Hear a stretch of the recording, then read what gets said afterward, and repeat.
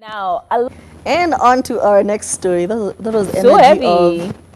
Anyway, it was that kind of energy. Moving on. Weird transition. Moving on to our next story. Now, a South African babe once said these wise words: "Men will leave you in the desert with nothing, with no water, parched and dehydrated." Because what is this story by Betty Kyalo? So she recounts having her boyfriend in high school.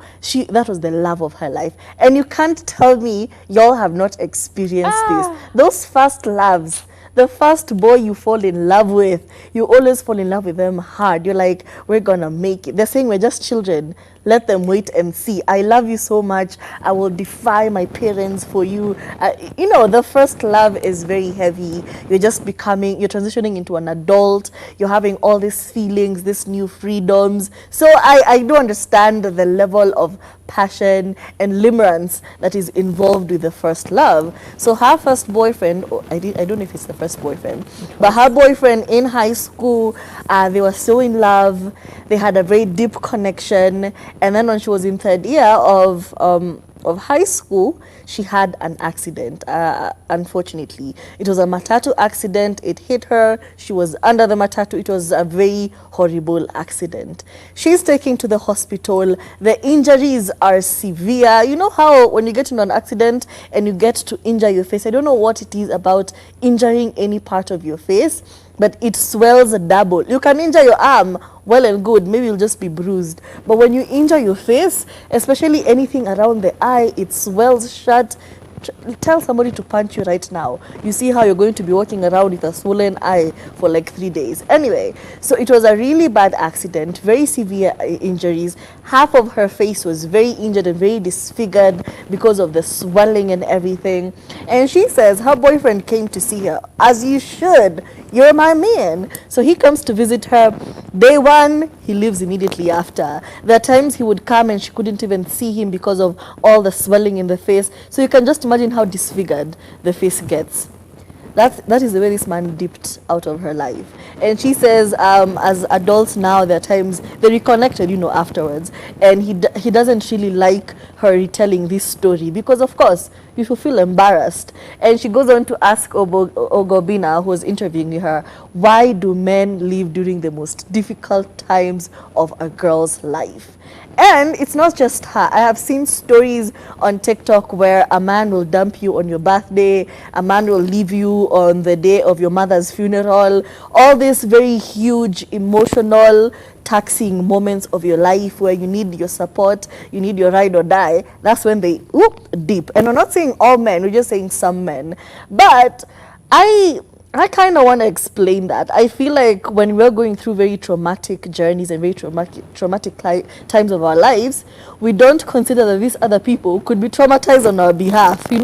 Just being there and seeing how you're struggling, it could be traumatizing to them, and they could feel like they're incapable of helping you and feel so helpless that they decide to excuse themselves from the situation, which is not a very good thing to do. This is when you're supposed to help your girl out. She's going through something, be there for her. But that's when you're like, oh, that's too much for me. I have a lot on my plate, so see you later.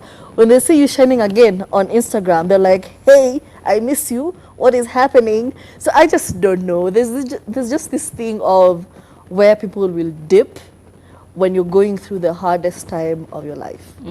I think this reminds me of that very interesting statement of and I oop, and I oop, and I oop. Because honestly, it can be, I get the trauma, I get being traumatized. You're only 17 years old, honestly. If you come and see your girlfriend with half her face gone, wow. What you gonna do? Wow. And I think this kind of brings to mind that thing where men are always irritated when a woman will ask them, would you love me if I was a snail? Would you love me if I was a worm? Would you love me if I fell inside a boiling hot oil and half my body was gone? Would you still love me the same way? Because I feel like that reassurance of someone who'll stick beside you through thick, thin, and then some is a very, very important part of getting security in your relationship.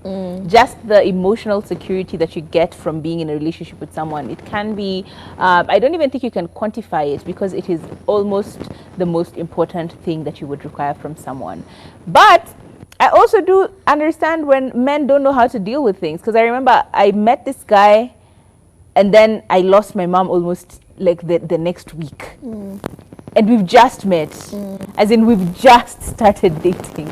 So imagine how this person is supposed to deal. Yeah. We just met. I don't know you that well.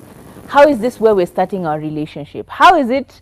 How do I even console you? I don't know you. How am I supposed to then figure out how to deal with you?